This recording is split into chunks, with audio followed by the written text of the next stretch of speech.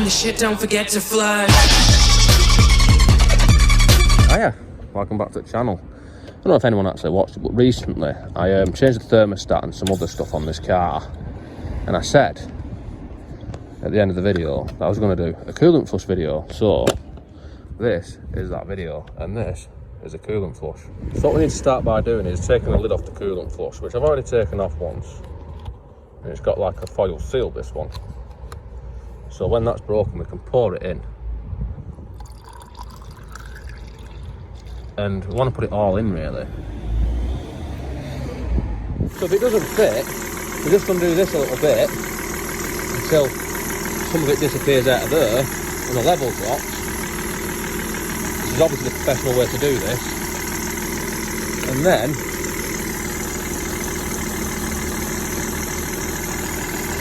we just keep on filling it until we've got it all in there. Like so. And then once the level gets down to roughly where it should be-ish, we'll tighten that back up. And put our lid back on.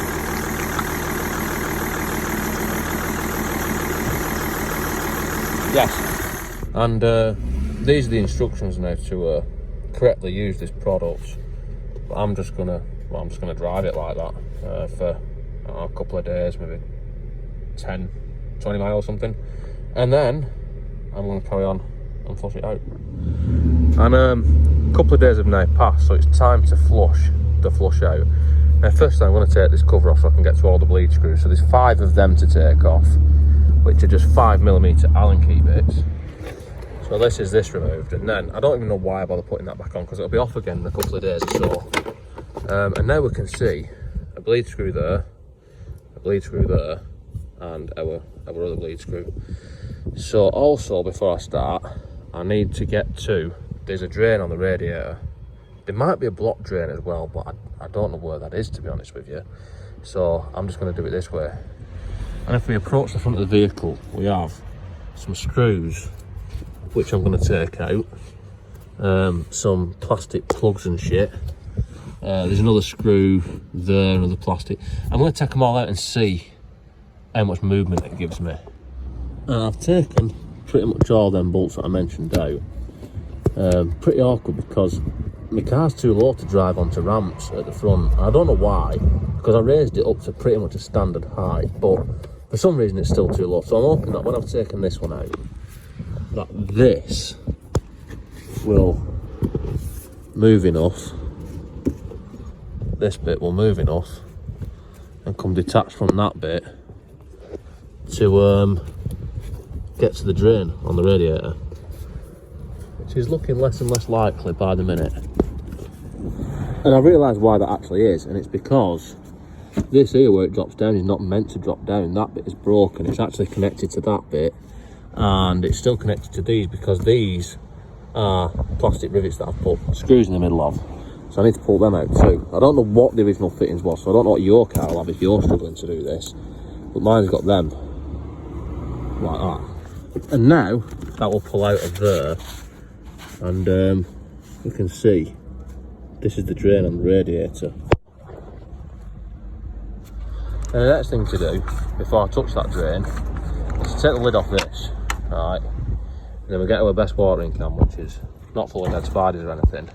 And I need to start the car and turn the heater to be fully hot, like your mum. And then I'm going to undo this so water's coming out. And as the water's coming out of there, I'm going to keep on filling it. Now this is just tap work for now. I'm going to keep on filling it up and keep it topped up, getting it everywhere apart from where I'm meant to go with it. I'm just going to keep on filling that. Now as I fill that up, that is going all the way around the system and coming out here. So the more I let out of there, the faster I can do it.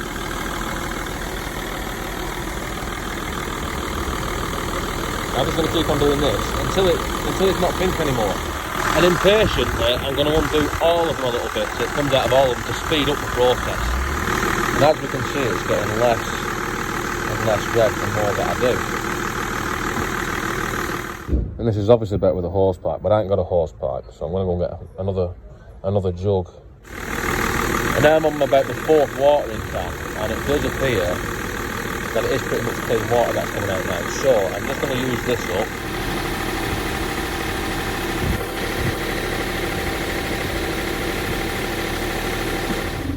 And now I'm going to get back underneath it. Obviously I've moved the car backwards to get out of the water that has somehow got on the floor in front of the car. I'm going to take the drain plug out, which I'm just going to use a big screwdriver bit. Now obviously I've cracked this off with the ratchet with the screwdriver in, so I'm going to take this out, and ideally water should fall out when I do this. The fuck? Well, there's like a delayed reaction. If you notice how the phone's all blurry, that's because I was looking at it with the phone light, and then it just came out. And while that's draining, I'll look at our coolant. Now this is a BMW specific lifetime shit, and it's blue. I've got 4.5 litres here, and I've got a bit more already mixed from another job of the same stuff. So I'll have about 5 litres probably of coolant, and there's about 10 litres, so it'll be about 50-50, it's probably about right. And the water I'm mixing it with, now you're supposed to use deionised water. Now this is out of a humidifier, so it's pretty much deionised water. So I'm going to pour it into this nice clean watering can, like so. And then when I'm ready to fill it, I'm going to, when I empty it all the way, get all of it out, I'm going to put them in, all of them in, and then I'm going to fill it up and top it up with the, well, pure water effectively. So it seems to have stopped coming out, so I want to give it mouth to mouth. And pretty much all that's coming out has come out, so I'm going to flick the ignition just a little bit to see if it circulates any more into the radiator to drop a bit more out. I think that's pretty much all I'm getting out. What I haven't shown on camera is I put a bit more of this dehumidifier water through, the pure water, to just give it a bit of an extra flush because I had some more.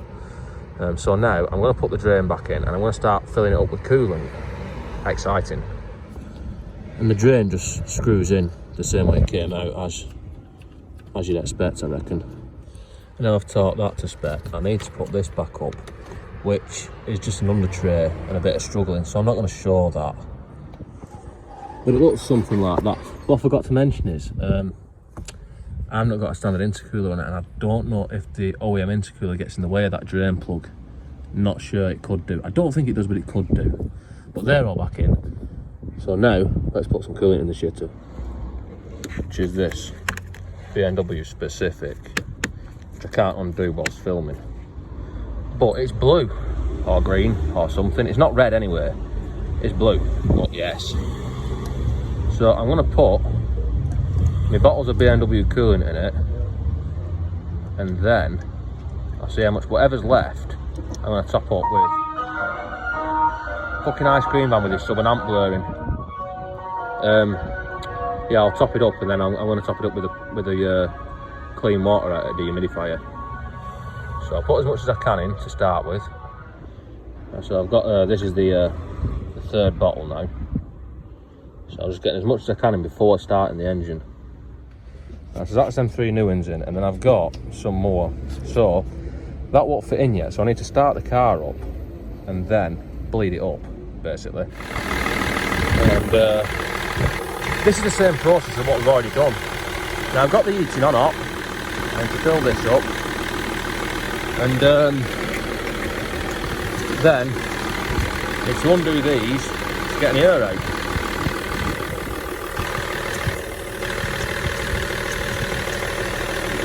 And the most important one's actually probably this one, which is nice and blue coming out of there.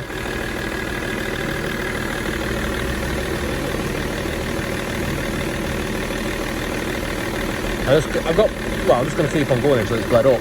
Like, it seems to be anyway, actually, but you see there is air bubbles coming out of it. And it seems that we're pretty much there, so levels looks about right. It's circulating, every single one has got coolant coming through it. And what I will say is I'm glad that I give it a last flush with the pure water, because I've only managed to put about a litre of water. It only uses about a litre of water to top it up, which means that there is still some in there, obviously. It means I've not got it all out. There's probably a block drain somewhere, there will be, but I don't know where it is. So I've flushed it best I can without getting underneath it, to be honest with you. So I'm going to put the engine cover back on,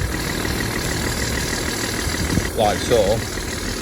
And unless I end up in a puddle of blue water and a cloud of steam on the way home, that's it for this one. Don't forget to comment, like and subscribe and all the usual shit. And I'll see you next time.